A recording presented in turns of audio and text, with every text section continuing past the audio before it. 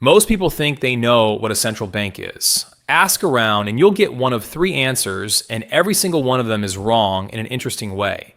The first person will tell you a central bank is a boring government office, a beige building full of economists in gray suits who nudge interest rates up and down to keep inflation from getting out of hand. Dull, technical, necessary, like the Department of Motor Vehicles for money. The second person will lean in a little closer and tell you something very different.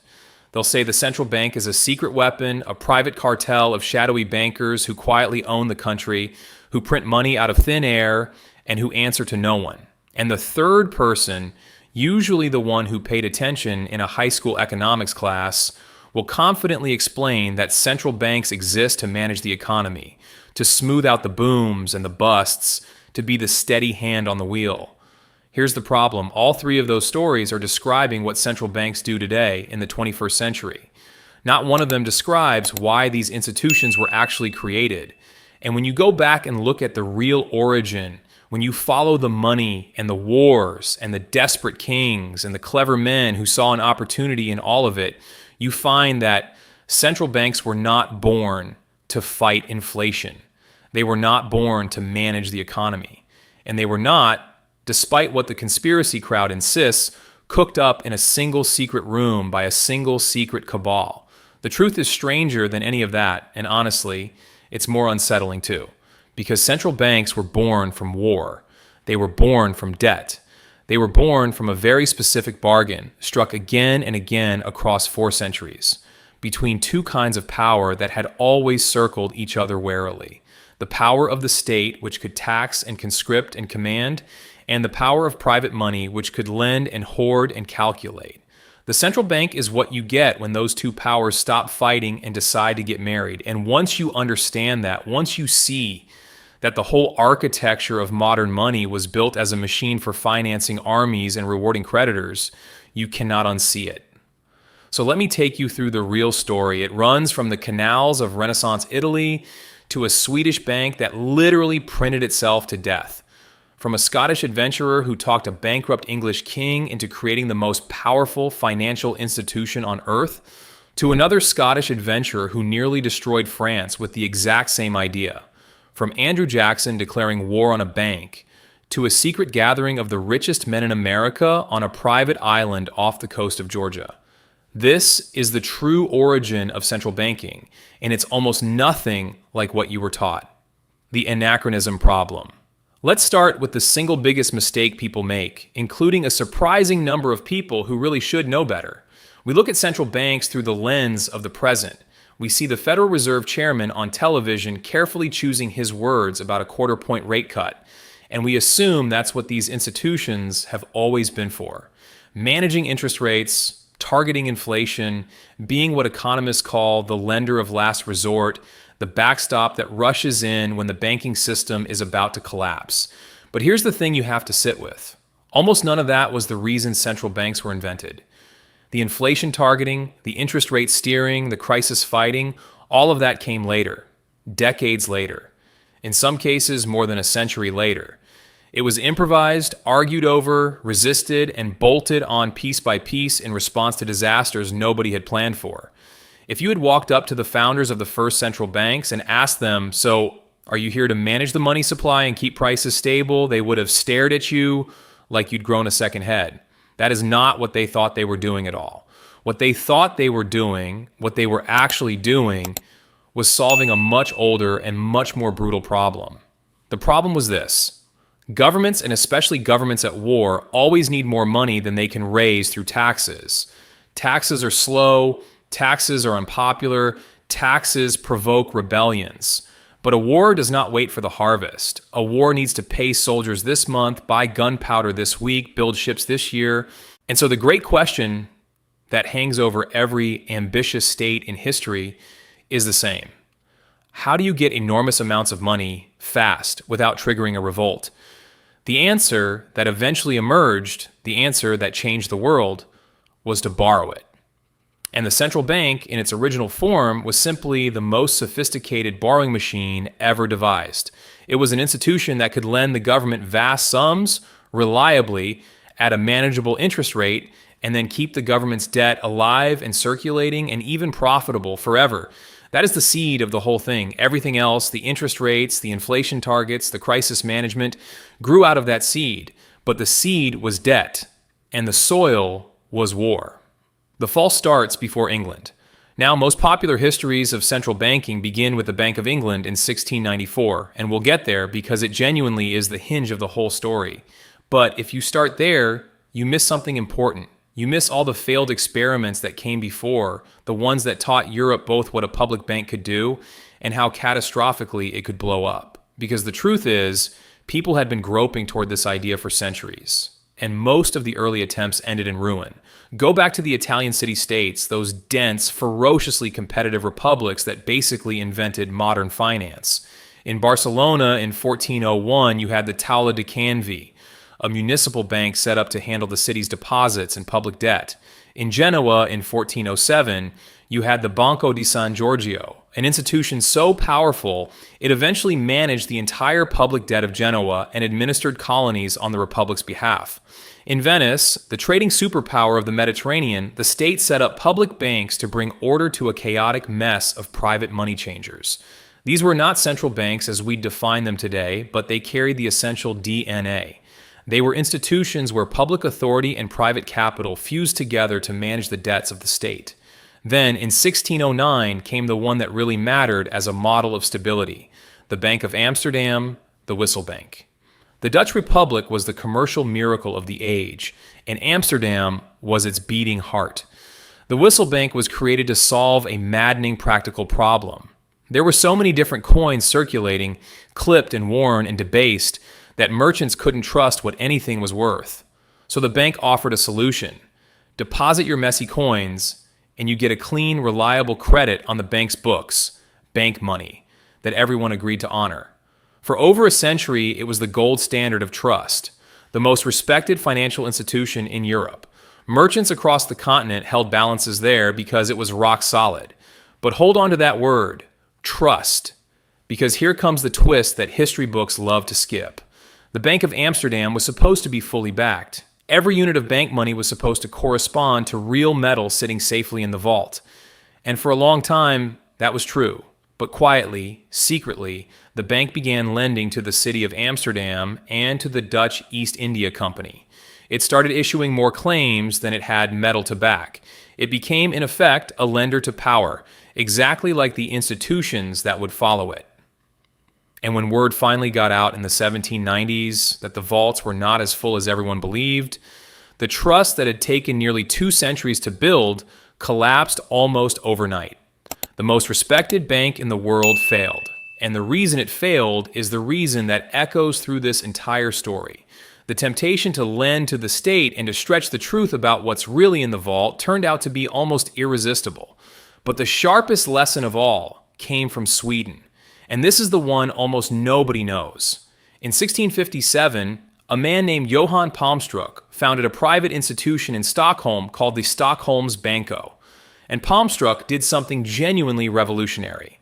Around 1661, his bank became the first in Europe to issue proper banknotes, printed paper that you could carry instead of hauling around Sweden's absurd copper currency, which came in plates so heavy that large payments literally had to be moved by cart. People loved it. Paper was light, paper was convenient, and the notes caught on fast. And that was exactly the problem. Because once Palmstruck discovered how much people liked his paper, he printed more of it, and then more. Far more than the bank had metal to redeem. It was the first great lesson in the seductive danger of paper money. The printing is easy and the discipline is hard. By 1664, the notes were losing value, panic set in, people rushed to redeem their paper for coin, and the bank couldn't pay. Stockholm's Banco collapsed. Palmstruck, who had been given his charter by the crown, was blamed for the disaster, put on trial, and actually sentenced to death, though the sentence was later commuted. He died not long after. Now here's the fascinating part.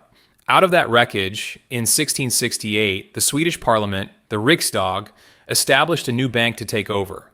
It was called the Riksens Ständers Bank, the Bank of the Estates of the Realm, and today we know it as the Sveriges Riksbank. And that institution never died. It is right now the oldest surviving central bank on the planet, older even than the Bank of England. And notice how it was born. It was not born out of some grand theory of monetary management. It was born out of a catastrophe, as Parliament's attempt to clean up the ruins of a private bank that had printed itself into oblivion. The very first surviving central bank was a reaction to a failure. Remember that pattern because you are going to see it again and again. Central banks do not usually get created in calm, rational moments by wise planners sketching out the ideal monetary system. They get created in the aftermath of wars and panics and collapses as desperate improvisations to fix a crisis that already happened. The origin of central banking is not a story of foresight. It's a story of cleanup. The Bank of England, the real prototype which brings us to England in the 1690s and to the institution that truly set the template for everything that followed. If there's one moment historians point to as the real birth of modern central banking, it's the founding of the Bank of England in 1694. And to understand why it happened, you have to understand just how desperate the English crown was and how badly it had already burned its own creditors. Let's set the scene. In 1688, England had just been through what's politely called the Glorious Revolution. The Catholic king, James II, was pushed out, and a Dutch prince, William of Orange, was brought in to rule alongside his wife, Mary. William had not crossed the North Sea to enjoy the English countryside. He had come as the great enemy of Louis XIV of France, the most powerful monarch in Europe, and he immediately dragged England into a grinding, expensive continental war against the French, the conflict we now call the 9 Years' War. And war, as we've established, costs money, staggering amounts of it. The English state needed to build a navy, subsidize allies, and put armies in the field, and the tax revenue simply wasn't enough. So the crown needed to borrow. There was just one enormous problem. English kings had a terrible reputation as borrowers. Just 2 decades earlier, in 1672, Charles II had done something that financiers never forgot, an event called the Stop of the Exchequer, where the crown essentially suspended its debt payments and left a whole class of London lenders financially ruined. If you were a wealthy man with money to lend in the 1690s, you had every reason in the world not to trust the English government with a single shilling. So how do you get skeptical, once-burned lenders to hand over a fortune to a government they don't trust? This is the puzzle that the Bank of England solved, and the solution was pure genius. The idea is usually credited to a Scottish merchant and projector named William Paterson, a restless, ambitious schemer full of financial ideas, some brilliant and some disastrous. Paterson and his associates proposed a deal. A group of wealthy investors would pool their money, over £1 million, and lend the entire sum to the government to fund the war. The initial loan was £1.2 million at 8% interest. But here's the clever part, the part that made the whole thing work. In exchange for lending the government that money, the investors would be granted a royal charter to form a bank, the Bank of England. And this bank would receive extraordinary privileges. It could take deposits, it could make loans, and crucially, it could issue banknotes, its own paper money, backed by the government's promise to pay. The lenders weren't just handing over their money and hoping to get it back. They were being given a permanent, profitable, privileged institution built on top of the government's debt. Their loan to the crown became the very foundation of a money-making machine. Think about what this actually did. It took the government's debt, the thing nobody trusted, and it transformed that debt into an asset, into the bedrock of a bank whose notes would circulate as money throughout the economy. The debt didn't need to be paid off. In fact, everyone preferred that it wasn't because, as long as it existed, it generated interest for the bank's investors and provided the backing for its notes. The government got its war chest, the investors got a golden goose, and the national debt, instead of being a shameful burden, became a permanent, stable, income-generating institution at the very center of English finance. Historians call this the financial revolution. And I don't think that phrase is dramatic enough. What happened in England in the 1690s was one of the most consequential developments in the entire history of power, because a state that can borrow cheaply, reliably, and at enormous scale is a state that can do things other states simply cannot. And this is the part that should genuinely change how you see the next century of European history. England was smaller than France. It had a fraction of France's population, a smaller army, less land, fewer people. On paper, France should have dominated. And yet, again and again over the following 100 years, in war after war, Britain outlasted and outfought France. Why? Not because British soldiers were braver. It was because Britain had built a machine for turning debt into power. The Bank of England let Britain borrow sums that France, with its chaotic and untrustworthy finances, could only dream of. Britain could fund longer wars, bigger navies, and more allies, all on credit, because it had created an institution that made lending to the government safe and profitable. The central bank wasn't just a financial convenience. It was, quite literally, a weapon of state. It was the secret behind Britain's rise to global dominance. And notice what the Bank of England was not at the start. It was not a government agency. It was a private, for-profit company owned by its shareholders, run for their benefit. It was not there to manage inflation. That concept barely existed in the modern sense.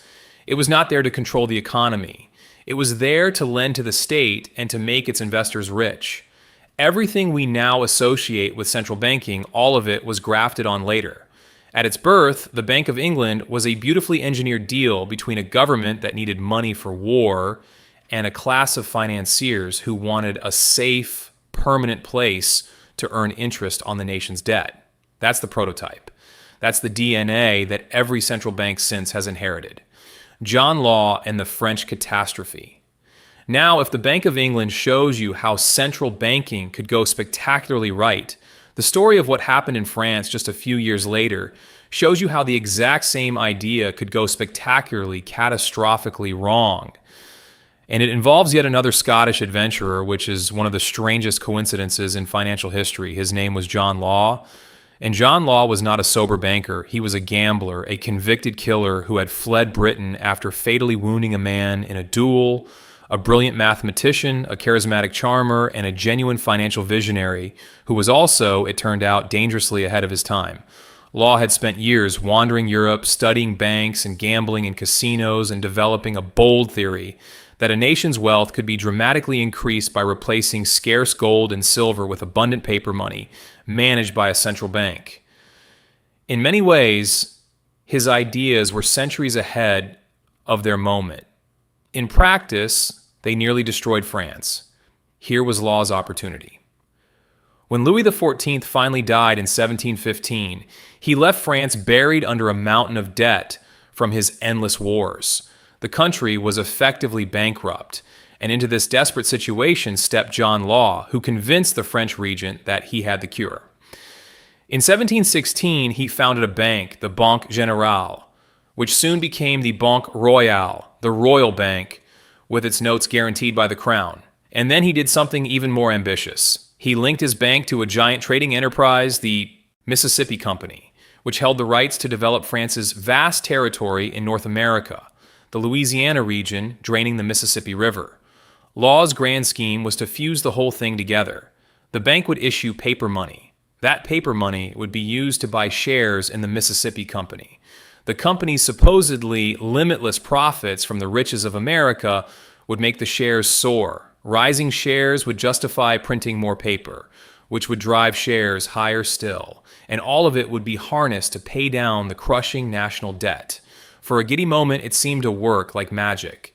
Share prices exploded upward. Fortunes were made overnight. Ordinary people, servants, shopkeepers, minor nobles crowded into the narrow Paris street where the shares were traded, and the word millionaire was actually coined in this frenzy to describe the new money speculators. France seemed to be levitating on a cloud of paper wealth, but it was a bubble, one of the greatest in all of history, and bubbles do what bubbles always do. The promised riches of the Mississippi were a mirage. The Louisiana colony was mostly swamp and struggle, not gold. As doubts crept in, some shareholders quietly tried to convert their paper back into hard coin. Then more did. Then the trickle became a stampede, and there was nowhere near enough gold and silver to redeem the flood of paper Law had printed. The whole structure imploded. Share prices collapsed. The paper money became nearly worthless. Fortunes evaporated. And the French public, who had briefly believed in the magic, were left holding worthless paper and a burning rage. Law fled the country in disguise, dying years later in poverty in Venice. Here's why this matters so much for our story. The collapse of Law's system in 1720 traumatized France so deeply that the country developed something like an allergy to central banking and paper money that lasted for generations. While Britain was quietly building the most powerful financial system in the world on the foundation of its boring, disciplined, reliable central bank, France recoiled in horror from the whole idea. It would be 80 years, all the way to 1800, before Napoleon finally established the Banque de France. And in those 80 years, that gap in financial firepower shaped the destiny of both nations.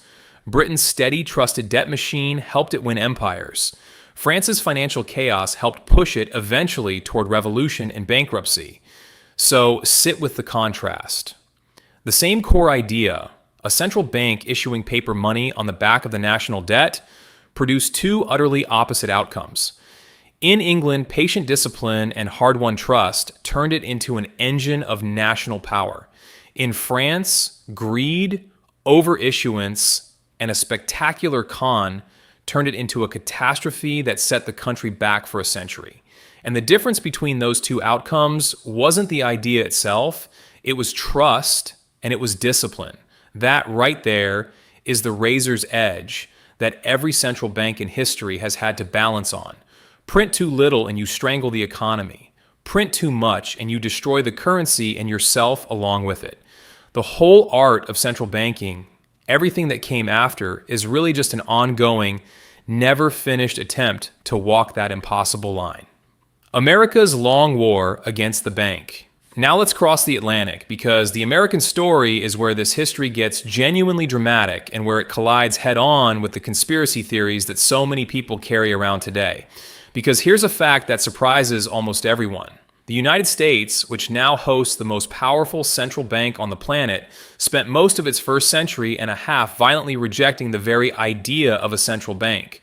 The Federal Reserve, founded in 1913, was America's third attempt. The first two were deliberately killed. And understanding why tells you something profound about what these institutions really are. The story starts with Alexander Hamilton, the first Treasury Secretary, one of the sharpest financial minds the country ever produced. Hamilton had studied the British system closely, and he understood exactly what the Bank of England had done for British power. He wanted the same thing for the young United States, a national bank to manage the government's debt, provide stable credit, and knit the fragile new nation's finances together. In 1791, over fierce objections, he got it. The first Bank of the United States was chartered for 20 years, but the objections never went away, and they cut right to the heart of what a central bank is. Hamilton's great rival, Thomas Jefferson, and his allies saw the bank as something sinister. They saw a private institution, partly owned by foreign investors, granted special privileges by the government, concentrating financial power in the hands of a wealthy urban elite, all at the expense of ordinary farmers and the rights of the individual states. To Jefferson, this wasn't a neutral piece of financial plumbing. It was a tool by which the moneyed class would capture the government and bend the young republic to its will. And you'll notice that's essentially the same suspicion people voice about central banks today. It's not new. It was there at the very beginning, and it was voiced by one of the founding fathers. When the first bank's charter came up for renewal in 1811, that suspicion won. The charter was allowed to expire. America killed its first central bank. And then, almost immediately, reality intervened, in a way that will sound very familiar by now. The War of 1812 broke out, and the United States government discovered that trying to finance a war without a central bank was a nightmare. Without a national institution to organize its borrowing, government finances descended into chaos. The lesson of the Bank of England reasserted itself with a vengeance. Modern war and government debt practically demand a central bank. And so, chastened, Congress chartered the Second Bank of the United States in 1816. War created the debt, and the debt recreated the bank. Again. But the Second Bank was headed for the most dramatic confrontation in the entire history of American central banking, because it ran directly into Andrew Jackson. Jackson, the war hero turned president, was a hard money man who distrusted paper, distrusted bankers, and above all, distrusted concentrated financial power. And he came to see the second bank, and especially its brilliant, arrogant president, Nicholas Biddle, as a monstrous threat to American democracy, a private financial empire, unelected and unaccountable, that could make or break the economy on a whim and by political influence to protect itself.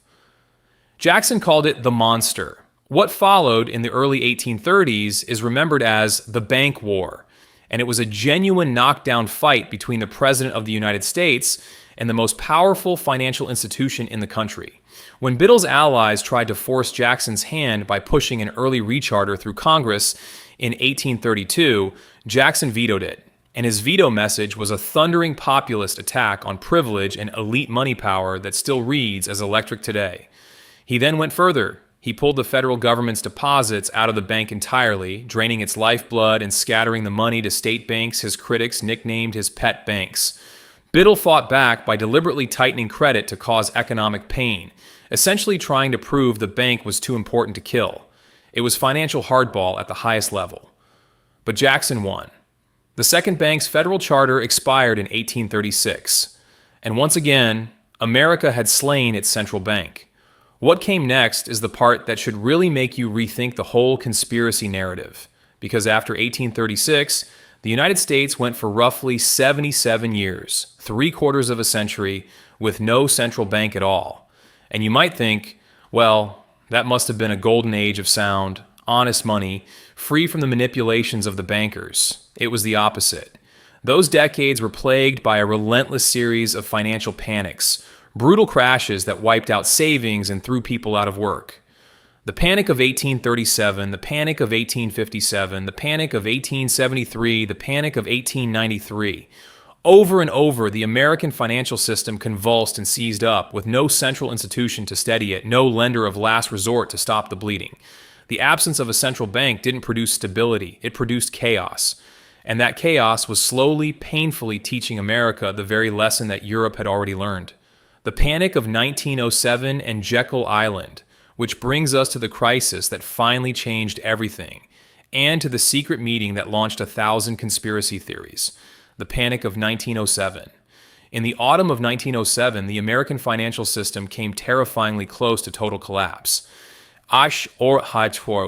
Failed scheme to corner the stock of a copper company triggered a chain reaction of bank runs and failures centered on the trust companies of New York. Depositors, terrified of losing everything, mobbed the banks demanding their money. Credit froze solid. The stock market cratered, and there was no central bank, no institution with the authority and the resources to step in and stop the panic. The United States, the emerging industrial powerhouse of the world, had no backstop, no fire department for a financial fire. And so the job fell to one man, J. Pierpont Morgan, the towering, imperious king of American finance, then an old man in his 70s. Morgan essentially took charge of the entire national crisis by sheer force of will. He locked the country's leading bankers in the library of his mansion and, according to the legend, refused to let them leave until they had agreed to pool their money to save the system. He personally decided which institutions would be rescued and which would be allowed to fail. Through raw personal authority and enormous private wealth, one banker stopped a national panic. He did the job that, in any other advanced nation, a central bank would have done. And that is precisely what terrified the American establishment, because the rescue of 1907 laid bare an unbearable vulnerability. The stability of the entire United States financial system had depended on the willingness, and frankly, the mortality, of a single aging private banker. What happens next time when there's no Morgan? What happens when the man in the library is gone? The near catastrophe of 1907 finally forced America's leaders to confront the reality that Europe had accepted centuries earlier. A modern economy needs an institutional backstop. It needs a central bank. The 77-year experiment in living without one was over. But how do you sell a central bank to a country whose entire political identity included killing central banks twice? A country where Jefferson and Jackson were heroes precisely because they'd fought the monster? This was the delicate, almost impossible political problem. And the way it was solved is the source of endless suspicion, some of it fair and some of it wildly overblown. In November of 1910, a small group of the most powerful men in American finance boarded a train under conditions of deliberate secrecy.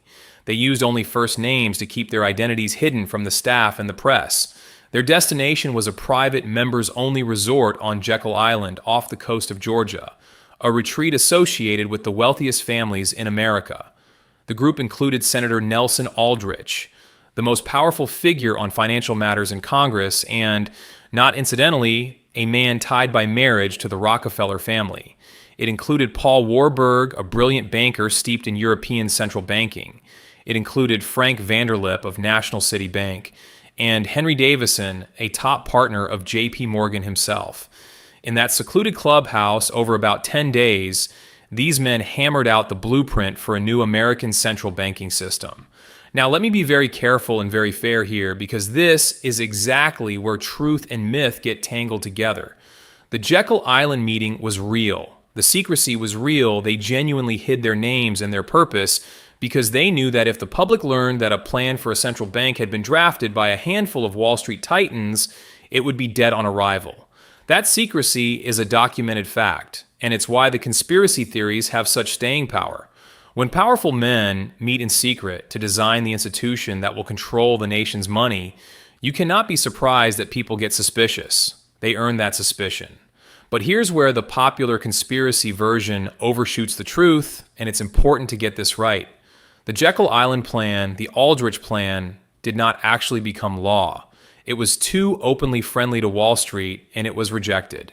What eventually passed, the Federal Reserve Act of 1913, signed by President Woodrow Wilson, was a significantly modified compromise, reshaped by political forces who deliberately wanted to dilute the power of the New York bankers. And the system they designed is a strange, deliberately confusing hybrid, and understanding that hybrid is the key to cutting through decades of nonsense. The Federal Reserve is neither purely private nor purely public, and it was built that way, on purpose, to thread an impossible political needle. It has a central governing board in Washington whose members are appointed by the president and confirmed by the Senate. That's the public government part. But it also has 12 regional reserve banks scattered across the country. And those regional banks are technically owned by the private member banks in their districts. That's the part the conspiracy theory sees on. So, is it private or public? The honest answer is, deliberately, maddeningly, both. That ambiguity was a feature, not a bug. It was designed to reassure the bankers that they had a seat at the table while reassuring the public and the politicians that Washington was in control, and to spread the power around the country so it didn't look like Wall Street had simply seized the nation's money. And here's the crucial fact that the shadowy cabal owns America version always leaves out. The Federal Reserve does not operate for private profit in the way people imagine. Member banks that hold stock in the regional reserve banks receive a capped dividend, but the enormous bulk of the Fed's profits, and it makes tens of billions, does not go into private pockets. By law, after expenses and that capped dividend, the remaining profits are handed over to the United States Treasury. So the picture of secret owners raking in the nation's wealth simply does not match how the institution actually works. It's not a straightforward public agency, and it's not a straightforward private cartel. It's a genuinely weird compromise, born out of a political need to disguise the true nature of what was being created. And that disguise, that deliberate murkiness at the moment of its birth, is exactly why it has been misunderstood in both directions ever since. The function that came last. So by now, you can see the real shape of this history. Central banks were born as borrowing machines for warring governments and as safe havens for the money of a creditor class. But somewhere along the way, they became something more, the guardians of the entire financial system, the managers of the economy, the inflation fighters we recognize today. So when did that transformation happen? And this is the part that really overturns the textbook story, because that modern role was not part of the original design at all. It was forced onto these institutions, reluctantly, by crisis after crisis. Take the single most important modern function, the idea of the lender of last resort, the principle that when a panic hits and everyone is scrambling for cash at once, the central bank must step in and lend freely to stop the whole system from collapsing. That idea, which we now treat as the central bank's most sacred duty, was not in the founding charter of the Bank of England. It was worked out painfully over more than a century of banking panics, as people slowly realized that a panic is a kind of self-fulfilling stampede that only a powerful outsider with unlimited cash can halt. The person who finally put the doctrine into clear words was a British writer and editor named Walter Bagehot, in a hugely influential book published in 1873 called Lombard Street.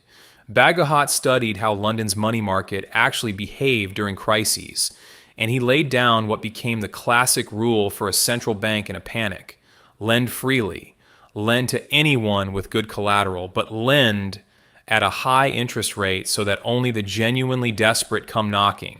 Lend freely to stop the panic, but at a penalty to keep it honest. That principle is now taught in every economics program in the world, and it guided the response to the 2008 financial crisis and beyond. But notice the timing. Bagehot was describing this in 1873, nearly 200 years after the Bank of England was founded. For most of its existence, the world's model central bank did not clearly understand its own most important modern job. It had to learn it, the hard way, through repeated disasters. The same is true of nearly everything else we associate with central banks. The careful management of interest rates to steer the whole economy, the explicit targeting of inflation, these are largely developments of the 20th century, some of them only from the last few decades. And here's another modern idea that people assume is ancient but really isn't. Central bank independence, the notion that the central bank should be insulated from politicians, free to make unpopular decisions like raising rates without interference from a government that wants cheap money before an election. That ideal of a fiercely independent central bank standing apart from the state is, historically speaking, brand new. For most of this story, central banks were deeply, intimately entangled with their governments. Of course they were. They were created to lend to those governments. The whole idea of the central bank as a neutral, independent referee floating above politics is a very recent and frankly somewhat fragile invention, layered on top of an institution whose original purpose was the exact opposite: to serve the financial needs of state power. And one last myth worth puncturing, because it's a big one. Many people imagine that central banks in the age of the gold standard were rigid guardians of sound money, that the whole point was to chain the currency to gold and keep governments honest. But look at what actually happened whenever a serious war broke out. Again and again, the gold standard was simply suspended. Britain suspended it during the Napoleonic Wars. Nations across the world suspended it during the First World War. The moment the state's survival was at stake, the supposedly sacred link to gold was quietly cut so the central bank could do what it was really built to do all along: finance the war by any means necessary. The gold standard was the rule for peacetime, war was the exception, and war, as we've seen from the very beginning of this story, was always the real master these institutions served. So what do historians and textbooks and that confident person at the dinner party get wrong about the origin of central banking? They get the whole direction of the story backwards. The comfortable version says that wise societies sat down and designed central banks to manage their economies and protect their money. The conspiratorial version says that a secret cabal of bankers designed central banks to seize control of nations. And the truth is that neither planning nor plotting is really the engine of this history. The engine was something much more relentless and much more human. The collision, over and over across 4 centuries, between the state's bottomless hunger for money to fight its wars and the financial class's hunger for a safe, profitable, privileged place to lend that money and collect the interest forever. That's the thread that ties all of it together. It runs through the Italian city-states, managing the debts of their republics. It runs through the Bank of Amsterdam quietly, lending to power until its vaults couldn't back its promises. It runs through Palmstruck, printing his Swedish banknotes into oblivion, and the Riksbank rising from the ashes. It runs through William Patterson's brilliant bargain with a bankrupt English king, the deal that turned national debt into national power and helped a small island outfight a much larger France. It runs through John Law's dazzling catastrophic French bubble, the same idea gone horribly wrong. It runs through Jefferson and Jackson waging war on the monster, and through the 77 years of panic and chaos that America endured trying to live without one. And it runs through the terror of 1907 and the secret train to Jekyll Island, where the richest men in America quietly designed the disguise that would finally give the country the central bank it had twice refused. And here is why none of this is just a history lesson. Because the original nature of the central bank, the machine for turning government debt into a permanent funded, interest-bearing institution, never actually went away. It was covered over with new functions and new language, inflation targets, and independence, and dual mandates, but the old core is still beating underneath. When you hear that a central bank has created trillions in new money to buy up government bonds, when you hear about the deep and tangled relationship between a nation's treasury and its central bank, understand that you are not watching some strange modern deviation. You are watching the original design, the 400-year-old bargain, running exactly as it was built to run. The marriage of state power and private money is not a bug that crept into the system. It is the system. It always was. That's the real origin of central banking. Not a boring government office, not just a shadowy cabal, but a machine forged in war, financed by debt, and built on a bargain between the two greatest powers on earth, the power that commands and the power that lends. Once you see that machine clearly, you start to notice it everywhere, humming quietly beneath the surface of the modern world, doing today exactly what it was built to do 3 centuries ago. If this deep dive changed the way you understand money and power, do me a favor and hit that like button and subscribe to the channel so you don't miss the next one. Drop a comment and tell me what you think central banks really are, because I read every single one and the conversations down there are half the reason I make these. Thanks so much for watching, and I'll see you in the next one.